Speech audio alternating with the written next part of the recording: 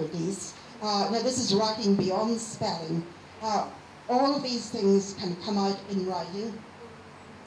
Because when we write, this is the biggest and most multitask we ask children to do. In fact, the worst thing we ask children to do in school is to take notes, because not only are they having to do all of this stuff, but they're having to do it and to listen at exactly the same time. It's a little bit like doing simultaneous translation, because while you're listening to the next bit, you're doing the signing for the first bit of the whole thing. And it's all very well us going through these things and seeing the features that emerge in dyslexics writing. Far harder to explain to our dyslexics where those difficulties come from. And so, in fact, just looking at these as well, these are all things that you can look at afterwards. I often think it's a complete waste of time having children learn spellings for a spelling test, because the spelling test is on Friday, and even if they got 10 out of 10, by Monday, when they're engaged in the full activity of free writing, those spellings have gone out through the window. So what we do when we are helping our students understand their learning difficulties is to give them visual explanations of what is going wrong. And so because telling them in words what the problem is isn't very good for somebody who doesn't process words very well or remember words very well. And so this analogy that we use here of the juggler with the balls is a demonstration of how, if you're learning how to juggle, you don't start with 8 balls, you start with 1 or 2. And so if we're actually encouraging children to write, we want them to forget about some of those balls in the early stages. So forget about your spelling if you're putting your thoughts on paper. Get your thoughts down and then add the spelling ball afterwards, and so on. This is an example of a dyslexic's writing.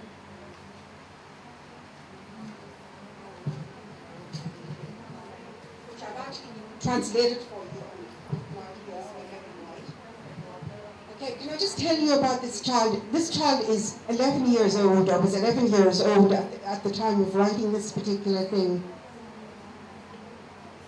Read it to you first of all, then I'll tell you about it. The sound of the incredible loud building site, working away day after day, the crashing and bashing, sliding and colliding, winding and grinding, banging and clanging. Took him 30 minutes to write that.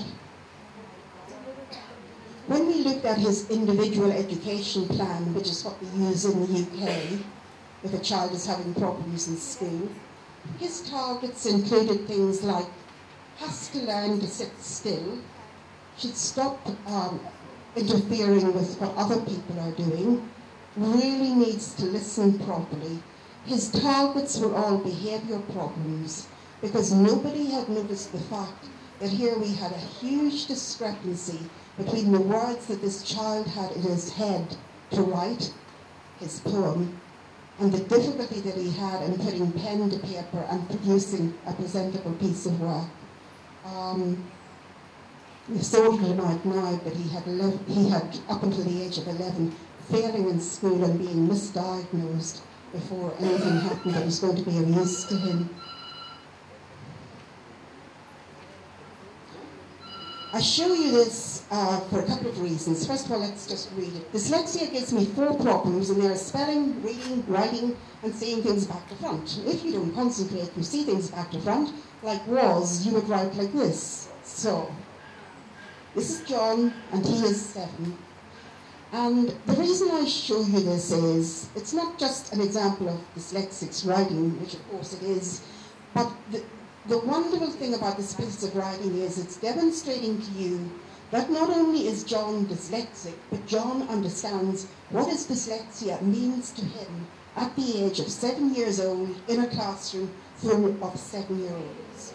So first of all, there is the understanding, and the next thing that emerges from this is, with the understanding, we have the problem described, and in describing the problem and in understanding the problem, we can start to do something about the problem. So he's able, in his position as a 7-year-old, to watch out for the things that are likely to be tough for him in the classroom at that time. That's not to say, however, that John, at the age of 13 or 14, once he gets into secondary school, won't be experiencing a different kind of problem. So we might get him sorted out with his wazes and saws and so on, but in the different environment of a bigger school, more teachers, more organisational skills and so on, there may well be a whole new set of challenges that he's got to overcome. So basically what we're saying is that the first thing we can do with these children is to help them to understand what their problem is for them. And that's not just in, I've got this label and it's dyslexia or dyspraxia or whatever. It's got to be, what does that label mean in terms of how it affects you, what your interface with is with it in the learning environment. Okay, other indications I'm going to go through very quickly. And again, you can look at all these things afterwards. Some of these things you will see are behaviours that you may well notice long before we get to literacy. The one that I've paused on at the moment is an interesting one because we haven't really got to the root of this yet, but we just know that with our dyslexic population in particular, and this is true of everybody, we've all got good days and bad days, but with our dyslexics, their good days tend to be good, their bad days tend to be very bad. If it's a very bad day, best not to get involved in those things that they're finding really troublesome, but to do something else instead. Again, family history and so on. Okay, I show you this one because this is something that you might well notice in the early years. This isn't just to do with glue ear and otitis media, but is another interesting aspect about the dyslexic type brain. If you are dyslexic, you will be far more susceptible and pick up far more on the environmental noise in a classroom than the verbal noise. And as I say this, you may suddenly draw your own attention to the various other noises that are apparent in the room.